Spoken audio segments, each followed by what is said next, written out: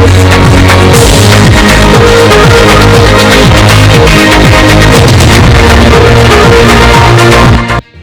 सुन रहे हैं समाचार एजेंसी ऑफ इंडिया की साइन न्यूज में ऑडियो बुलेटिन। नमस्कार, आप सुन रहे हैं समाचार एजेंसी ऑफ इंडिया में बुधवार 29 जुलाई 2020 का प्रादेशिक ऑडियो बुलेटिन। अब आप रीना सिंह से समाचार सुनिए। कोरोना के संक्रमित मरीजों की तादाद देश भर में अब बहुत ही ज्यादा तेजी से बढ़ रही है। संक्रमित मरीजों का आंकड़ा 15.5 लाख को पार कर गया है। वर्तमान में यह आंकड़ा 15,58,447 पहुंच गया है।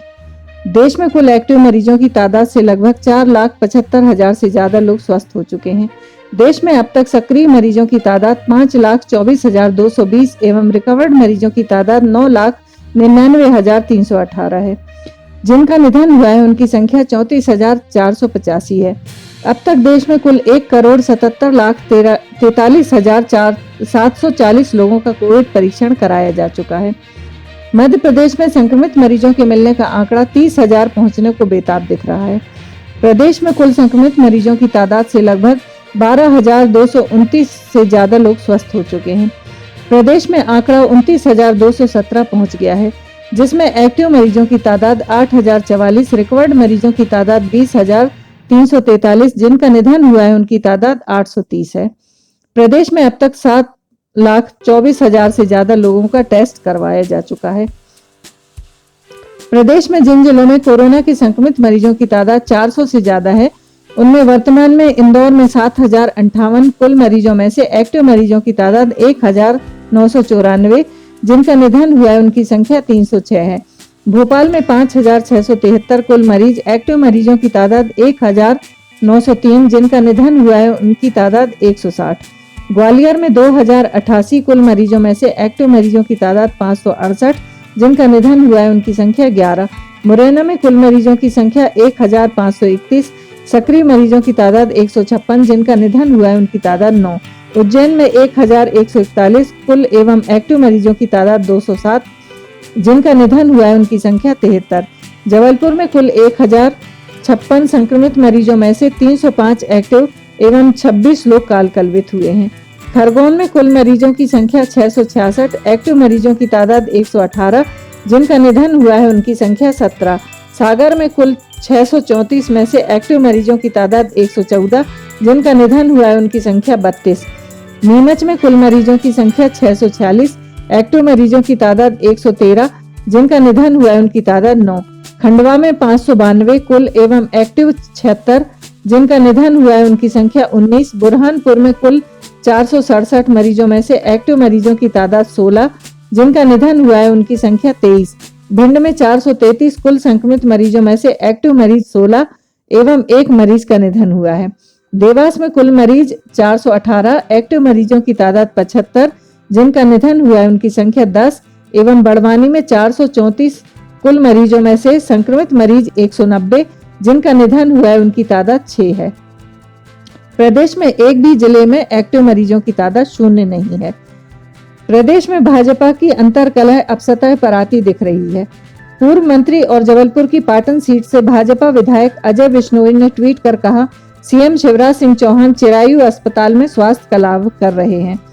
मेरी शुभकामना है शीघ्र स्वस्थ होकर वापस लौटें। साथ ही मुख्यमंत्री जी से अनुरोध है, चिरायु अस्पताल में रहते हुए यह भी देखें कि चिरायु में ऐसा क्या है जो हम नो लिमिट बजट और सतत मॉनिटरिंग के बाद भी प्रदेश के एक भी शासकीय मेडिकल कॉलेज 4 माह में नहीं बना पाए। क्यों प्रदेश के सभी वीआईपी चिरायु की शरण में जाने मजबूर हैं। गौरतलब है कि मंत्रिमंडल विस्तार के बाद से ही अजय बिश्नोई नाराज बताए जा रहे हैं। जब कभी भी हम मिठाई की दुकान पर मिठाई खरीदने जाते हैं तो दुकानदार से जरूर पूछते हैं कि यह मिठाई कब बनी है, लेकिन अब ग्राहकों को इसे पूछने की जरूरत नहीं होगी, क्योंकि अक्टूबर से मिष्ठान दुकान में शोकेस के अंदर रखी हर मिठाई में ही तारीख टैग लगाना अनिवार्य कर दिया गया है। टैग में लिखना होगा कि मिठाई कब बनी है और एक्सपायर होने की तारीख कब है। यह नियम खाद्य सुरक्षा एवं मानक प्रशासन FSSAI नई दिल्ली ने देश भर के मिठाई दुकान संचालकों के लिए जारी कर दिया है, लेकिन मौजूदा समय में ऐसा हो पाना मुश्किल दिख रहा है। क्योंकि मिष्ठान कारोबारियों की माने तो इसमें व्यवहारिक कठिनाइयां आना तय है। जबलपुर में देश का पहला मिष्ठान क्लस्टर बनाने की प्रक्रिया पहले से ही चल रही है। शहर भर में 1500 से अधिक मिष्ठान विक्रेता हैं। जबलपुर मिष्ठान विक्रेता संघ और महाकौशल चैम्बर ऑफ कॉमर्स के पदाधिकारियों ने इस पहल का स्वागत किया है, लेकिन इस दिशा में व्यवहारिक कठिनाइयों का जिक्र भी किया है। व्यापारियों का कहना है कि कई बार एक दिन में एक मिठाई का ट्रे कई बार बदलता है, जबकि कुछ मिठाइयां अलग अलग तापमान पर रखी जाती हैं, जिसके लिए कुछ कठिनाइयां जरूर आ रही हैं, लेकिन इसके लिए भी वे तैयार हैं। ग्वालियर में कोरोना की दस्तक 24 मार्च को हुई थी। अब शहर में मरीजों का ग्राफ 2088 तक पहुंच गया है। इस दौरान 14 लोग दम तोड़ चुके हैं। प्रशासन व स्वास्थ्य विभाग की सख्ती के चलते मई माह तक कोरोना पर अंकुश रहा था, मगर अनलॉक 1 की शुरुआत के साथ प्रशासन स्वास्थ्य विभाग का रवैया ढीला होता गया। जून माह से कोरोना ब्लास्ट होना शुरू हुआ तो अब तक नहीं थमा है। मरीज बढ़ने के साथ अफसर बार बार रणनीति भी बदलते रहे हैं। सर्वे से लेकर सैंपलिंग और कॉन्टैक्ट ट्रेसिंग से लेकर कंटेनमेंट तक अब महज खानापूर्ति बनकर रह गई है। सर्वे की अगर बात की जाए तो पहले मरीज के घर को एपी सेंटर मानते हुए 3 किलोमीटर के दायरे में सर्वे किया जाता था। इसमें 25 से 30 टीमें लगाई जाती थीं। इसमें 3 से 4 दिन का समय लगता था, जिसमें सर्दी जुकाम बुखार के रोगी भी चिन्हित किए जाते थे। अब सर्वे का सिस्टम ही खत्म हो चुका है। किल कोरोना अभियान के दौरान जरूर पूरे शहर में सर्वे हुआ है, इसके लिए अलग से टीमों का गठन तक नहीं होता है। सैंपलिंग को अगर देखा जाए तो पहले किसी व्यक्ति के पॉजिटिव पाए जाने पर उसके परिजनों के सैंपल पहले दिन होते थे, फिर 5 दिन बाद करने का निर्णय लिया गया। वहीं अब हाई रिस्क व लक्षण वालों के सैंपल 48 घंटे में लिए जाते हैं, जबकि बाकी की सैंपलिंग 1 सप्ताह बाद की जाती है। कॉन्टैक्ट ट्रेसिंग के मामले में भी पूरे प्रदेश में ही उदासीनता बरती जा रही है। पहले संक्रमित व्यक्ति से फोन पर संपर्क करके या अन्य लोगों से संपर्क में आने वालों की पूरी सूची तैयार की जाती थी। टीमें कॉन्टैक्ट हिस्ट्री में शामिल लोगों से पूरी जानकारी लेती थी और होम क्वारंटाइन रहने के निर्देश दिए जाते थे। वहीं अब बाजार खुलने के साथ ही संक्रमित मरीजों में व्यापारी सर्विस प्रोवाइडर भी शामिल हो चुके हैं। ऐसे में कॉन्टैक्ट ट्रेसिंग हो ही नहीं रही है। जहां अधिक मरीज मिलते हैं वहां शिविर लगाकर पूल सैंपलिंग कराई जाती है, जहां संपर्क में आने वाले लोग खुद जाकर सैंपलिंग करा सकते हैं। कांग्रेस ने अब मध्य प्रदेश के गृह मंत्री नरोत्तम मिश्रा को मास्क के लिए प्रेरित करने वाले इनाम देने की घोषणा की है। प्रदेश कांग्रेस मीडिया प्रभारी नरेंद्र सलूजा ने कहा है कि प्रदेश में कोरोना संक्रमण तेजी से फैल रहा है। प्रदेश के सीएम और कई मंत्री विधायक इसकी चपेट में आ गए हैं, पर गृह मंत्री अब भी बिना मास्क के घूम रहे हैं। इसलिए जो भी व्यक्ति नरोत्तम मिश्रा को मास्क पहनने के लिए प्रेरित करेगा उसको 11,000 रुपए का नगद इनाम दिया जाएगा। मुख्यमंत्री शिवराज सिंह चौहान के बाद अब उनके मंत्रियों के भी कोरोना पॉजिटिव होने का सिलसिला जारी है। बुधवार को कैबिनेट के मंत्री तुलसी सिलावट और रामखिलावन पटेल की रिपोर्ट भी पॉजिटिव आई है। दोनों ही मंत्रियों के परिवार की भी जांच की गई है। अब तक प्रदेश के भाजपा, कांग्रेस और संघ से जुड़े 18 नेता संक्रमित हो चुके हैं। मध्य प्रदेश में सहकारिता मंत्री अरविंद भदौरिया के कोरोना पॉजिटिव होने के बाद यह सिलसिला शुरू हुआ और मुख्यमंत्री शिवराज सिंह चौहान कोरोना पॉजिटिव हो गए। इसके बाद मंत्रिमंडल और भाजपा की बैठकों में जाने के कारण बाकी मंत्री और नेता भी संक्रमित होने लगे। यह सिलसिला बुधवार को भी जारी रहा। मध्य प्रदेश के जल संसाधन मंत्री तुलसी सिलावट और मंत्री रामखिलावन पटेल की रिपोर्ट भी पॉजिटिव पाई गई है। मध्य प्रदेश सरकार के मंत्री हैं रामखिलावन पटेल। वे कोरोना पॉजिटिव पाए गए हैं। वे भोपाल स्थित नवीन पारिवारिक परिसर एमएलए रेस्ट हाउस में रहते हैं। पटेल पिछड़ा वर्ग, अल्पसंख्यक, घुमक्कड़ जनजाति, स्वतंत्र प्रभार एवं पंचायत राज्य मंत्री हैं। उनके ड्राइवर की भी रिपोर्ट। भाजपा सांसद को फोन पर जान से मारने की धमकी मिलने के बाद पुलिस जांच में जुट गई है। अज्ञात नंबर से साध्वी प्रज्ञा को कई फोन कॉल आए। कॉल करने वाला राम मंदिर को लेकर धमकी दे रहा था। साध्वी द्वारा इसकी शिकायत कमला नगर थाने में दर्ज कराई है। पुलिस फोन नंबर की जांच कर रही है। घटना बुधवार सुबह की है, जब सांसद साध्वी प्रज्ञा सिंह को अज्ञात नंबर से फोन आया। फोन करने वाले ने लगातार कई कॉल किए। सांसद ने बताया कि धमकी देने वाले ने उनके अलावा भाजपा के कई बड़े नेताओं को भी गालियां दी हैं। साध्वी ने पुलिस को बताया कि धमकी देने वाले ने कहा है कि खूब हनुमान चालीसा करवाओ पर जिंदा नहीं बचोगी। दरअसल कुछ दिन पहले ही साध्वी ने कोरोना से ठीक होने के लिए हनुमान चालीसा के पाठ की बात कही थी। भोपाल सांसद के साथ इस तरह की यह पहली घटना नहीं है। इससे पहले उनके घर एक लिफाफा पहुंचा था जिसमें संदिग्ध सफेद पाउडर भरा था। लिफाफे के साथ चिट्ठी भी थी जिसमें सांसद प्रज्ञा को जान से मारने की धमकी दी गई थी।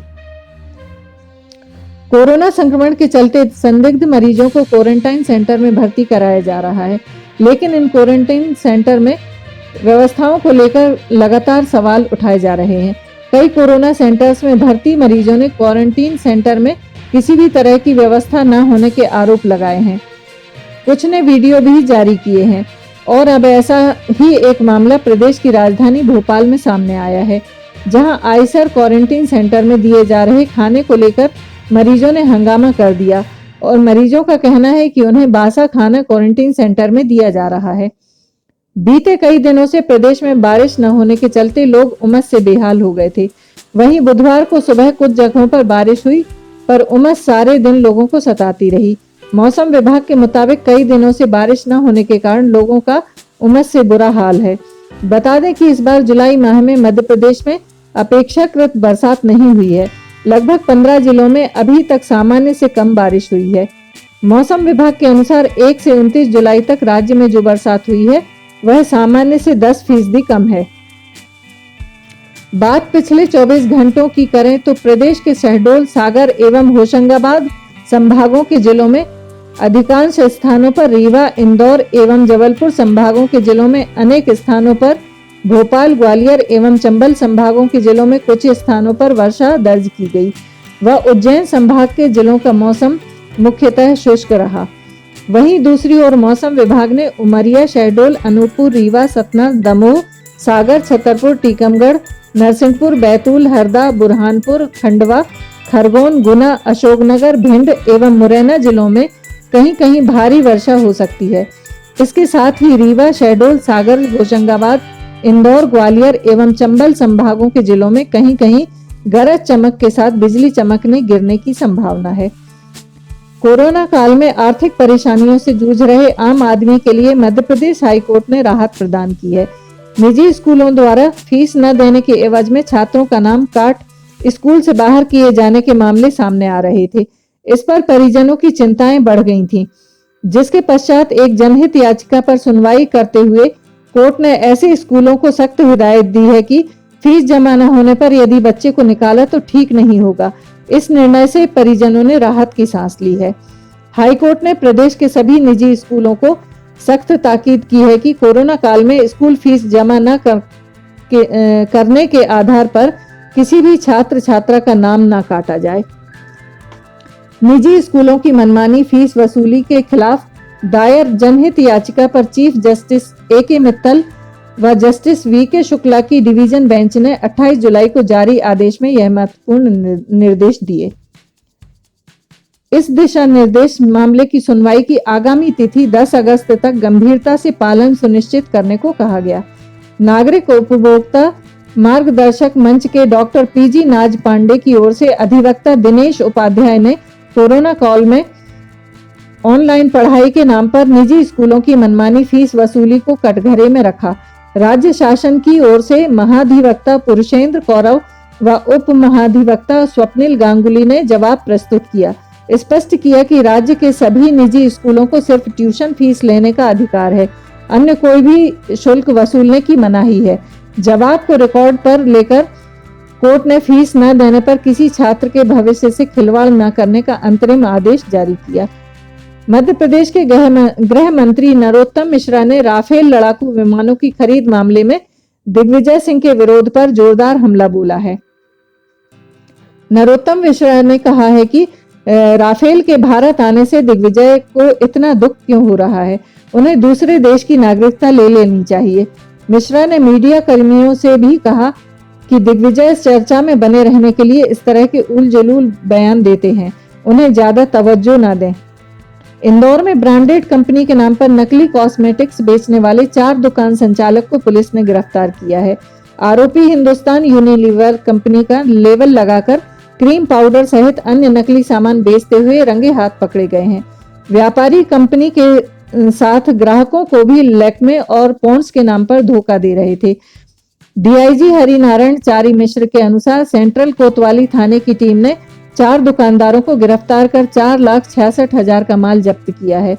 28 जुलाई को EIPR इंडिया प्राइवेट लिमिटेड के इन्वेस्टिंग अधिकारी गौरव श्रीवास्तव ने शिकायत दर्ज करवाई थी कि रानीपुरा की दुकानों में हिंदुस्तान यूनिलीवर के हूबहू दिखने वाले प्रोडक्ट मार्केट में बेचे जा रहे हैं।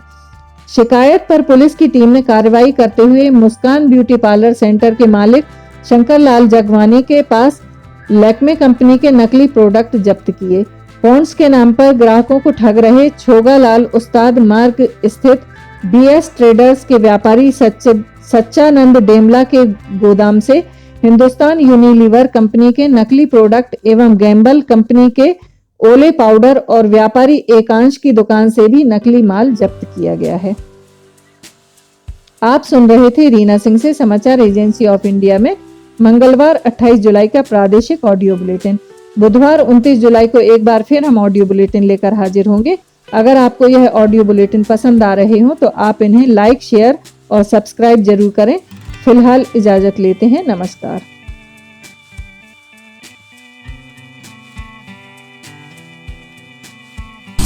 आज हम आपको बताते हैं समाचार एजेंसी ऑफ इंडिया की चैनल को आप सब्सक्राइब कैसे करेंगे। सबसे पहले आप अपने मोबाइल पर ब्राउज़र को खोलिए या तो यूट्यूब को खोलिए। यूट्यूब आपके पास होगा। यूट्यूब पे आप उसके बाद सर्च बटन दबाइए। सर्च में आप लिखिए LIMTYKHARE। इस तरह आप ये स्पेलिंग लिखिए। इसके बाद ये खुला दिखेगा आपको। ये देखिए आप ये आपको खुला दिख रहा है। इसमें आप देखिए लाल रंग से सब्सक्राइब आपको जो दिख रहा है सामने दिख रहा है, इसको आप दबाएंगे। जैसे ही आप दबाते हैं उसके बाद इसका रंग लाल नहीं रह जाएगा। इसके बाद इसके दाएं कोने की तरफ जाइए। दाएं कोने में आप देखिए पर्सनलाइज, नन और ऑल आपको दिख रहा है। आप ऑल को क्लिक कर दीजिए। जैसे ही आप ऑल बटन दबाते हैं आपका काम हो जाएगा। इसके बाद आपको समाचार एजेंसी ऑफ इंडिया पर जितने भी वीडियोस डलेंगे वे तुरंत ही आपको मिल जाएंगे। इस तरह से आप समाचार एजेंसी ऑफ इंडिया की वेबसाइट जो है समाचार एजेंसी ऑफ इंडिया का चैनल, इस चैनल को आप सब्सक्राइब कर लेंगे और आपको एक के बाद एक जितने भी वीडियोस अपलोड होंगे सारे के सारे वीडियोस आपको मिलना चालू हो जाएंगे। इस तरह से आप जरूरी जानकारियाँ, जरूरी खबरों, जरूरी अन्य चीज़ों से वंचित नहीं रह पाएंगे। समाचार एजेंसी ऑफ इंडिया का YouTube चैनल आप सब्सक्राइब करें और पल पल की जानकारियाँ आपको लगातार मिलती रहेंगी। इस तरह आप कर सकते हैं इसे सब्सक्राइब। नमस्कार।